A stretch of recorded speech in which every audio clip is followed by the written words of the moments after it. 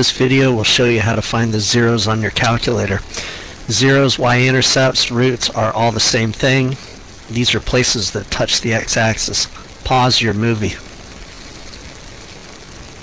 Okay, this first example, we're going to turn on the calculator and we're going to type in x squared minus 3x minus 10. When we're doing this problem, we're going to be pressing and holding the arrow buttons. We want to watch the y values as the y value changes signs. That's what we're really looking for. The first question asks for left bound, so we want to get on the left side of that 0 on the left. Press and hold until we cross it, across the x-axis, and we hit enter now. Now we're going to watch the y value at the bottom of the screen. There we get our first 0.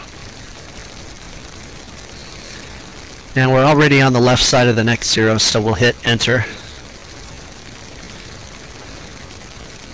Now watch the y value change. It's negative, negative, negative.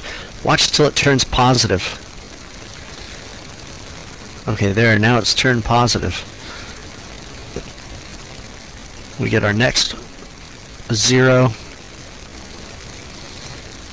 Okay, on this problem, we're going to type in y1. We can go ahead and clear this function now, or clear the other one, and type this new one in. Sometimes our answers are long decimals, and so we want to get in the habit of truncating or cutting off our answers to 3 places, as we'll see in this problem. Alright, second, calculate number 2.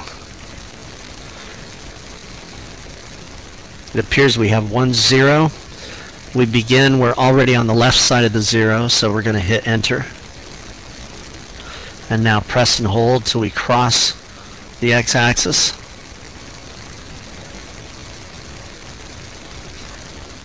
And there's our 0. We've truncated it here in our answer.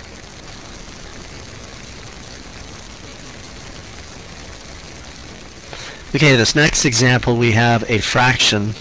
Very important when you enter a fraction that you put a parenthesis around the numerator and the denominator both. Now in this problem we're going to use the zoom function to zoom out and look at the entire graph, because it's not clear when we look at this graph to begin with if we've got just 2 zeros or if there's more zeros involved. That line there, we don't know what that is. It might be a vertical asymptote, but we're going to zoom out. We press zoom 3.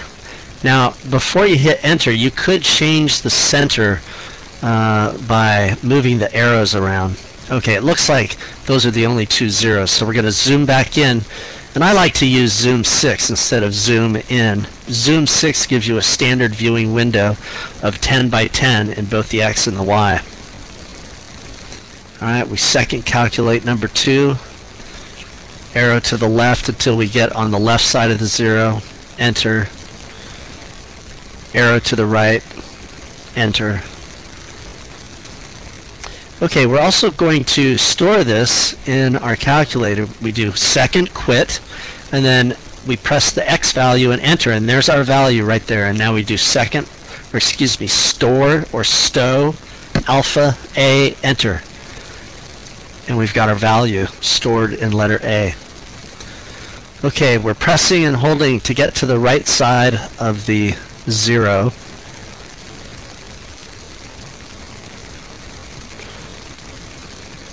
And there's the 0. We do second quit, X, enter, store alpha B.